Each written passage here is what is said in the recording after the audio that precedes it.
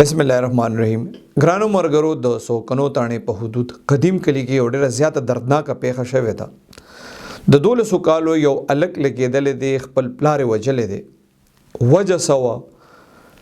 د ملزم بیان څه دی او د ملزم رور سوی د دې واقعي ټول تفصیل تاسو له درکوم ډېر دردناک او د عبرت نه ډک ریپورت ته قتل تر اخره پورې ډېر زیات ضروری دي د حواله سره چې سوکنو تانې کې کوم اف ای آر درج شوی دی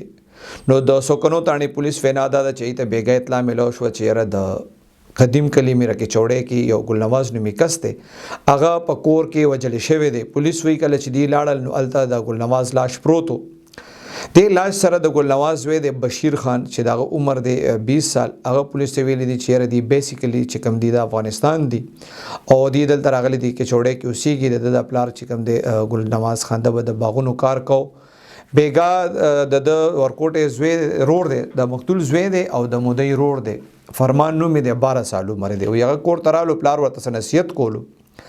پاغه نصیحت باندې د الفرمان چې کم دی دا غوسه شوی دی او د کور کې تماچه پرتا وغیرہ اغشته ده او د خپل پلار وشته دی په موقع باندې مړ دی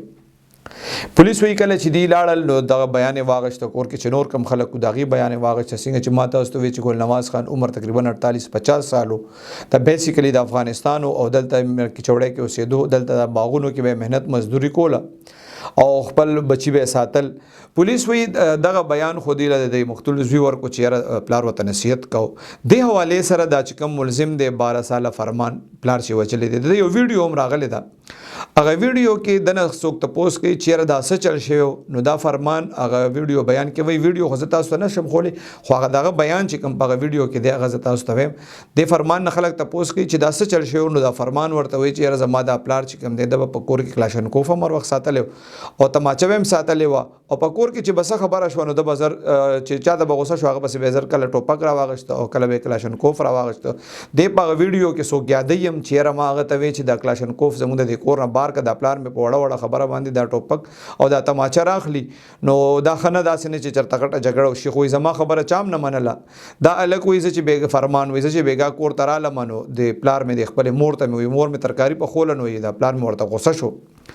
او وی سړی رد بده وته ویل وی بیا وختونه مونی ولدا مور مې وی مال ډېر زیاته غوسه را لوي الریډي ماتم غوسه شوی او پلار وی ما پلار رور ته وی چې دا ګور د دې سکه وی پلار رور راته چې خیر دی بس گزاره کا بس وی ما سهاده پورې گزارو که بیا برداشت نشو نو دغه کور کې تماچه پرتا وی پاګی ډک جاجر لګیدل بس وی مې راواغشت او د خپل پلار چې کم دی وې دا مې وښتو پورا جاجر مې په خالی ک پهله وی چې پورا جاجر مې په خالی ک بیا وی چې نه 2-3 کارتوسان پکې پاتې مو دغه بیان د ورکړې دی خچاتی ویډیو هم ریکارډینګ کړی دی بیا دغه نه پس دی حواله سره چې اوس ما د سوکنو تانې پولیس نه تاسو کنه وی چې دا بیان خو دې تم دا ویډیو ملو شوی دا خو دا ماشوم چې کم دی دا تر اوسه پورې نه دی گرفتار شوی او دی ورپسې ګرځي خو ورکوټه ماشوم دی نو پته نه لګي چې چرته تللی دی خو پولیس پر امید دی وی یاره ورځ دوه کې بعد ملزم چې کم دی دا ماشوم دا اونې ولی شي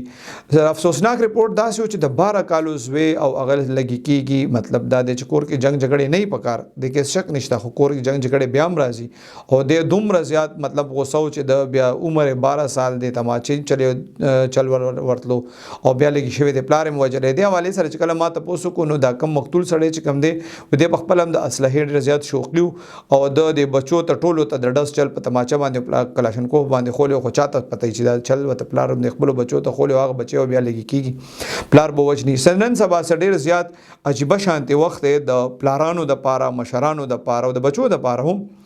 مطلب پکار دادا چې پلاران بچی لګ دسه طریقې سره دغه تربیته کی دسه طریقې سره پوي کی چې د حد خبر نه را رسی او بچو لم لګ پکار دی چې اغه د پلار خبره اوري څنګه کدا مور او پلار سره سخت خبره کوي دی بچی ته یا سخت فیصله کوي نو د کوم د بچو خیر وي خو نن سبا یو داسې عجیب شانتي وخت راغله دی چې اس بچی چې کم دی بالکل برداشت نه کوي د سړی مطلب دا دی چې د کور جنگ جګړو دی کې دا ټولو د پاره یو سبق دی چې کله جنگ جګړې اسه هم کور کې نه پکار خو چې کله بچی غټ شي نو بیا د دې خبره ډېر زیات احتیاط کول پکاري ځکه چې په دې بچو باندې بیا ډېر غلط اثر کیږي او الله دې نه کی به داسې واقعیات هم کیږي نو بچو له پکار دی چې د مشرانو خبره اوري کور کې جنگ جګړې بالکل نه پکار خو بیا هم د مور او پلارو د مور او پلار په جګړو کې بچو له کله هم نه دی راتل پکار او مور او پلار له هم پکار دی چې کله بچی دې حد تر ورسی چې دغه عمرونه دونه شي چې په خوبت باندې پوي شي نو دغه په مخ کې اولم جنگ جګړه نه دی کول په کار خو دغه په مخ کې خو بیا بالکل نه دی په کار نو الله دې په موږ باندې رحم وکړي او دې حواله سره چې کله ملزم ونی وی شي بیا مزید ډیټیل وینو هغه ضرور بتاو سره شیر کوم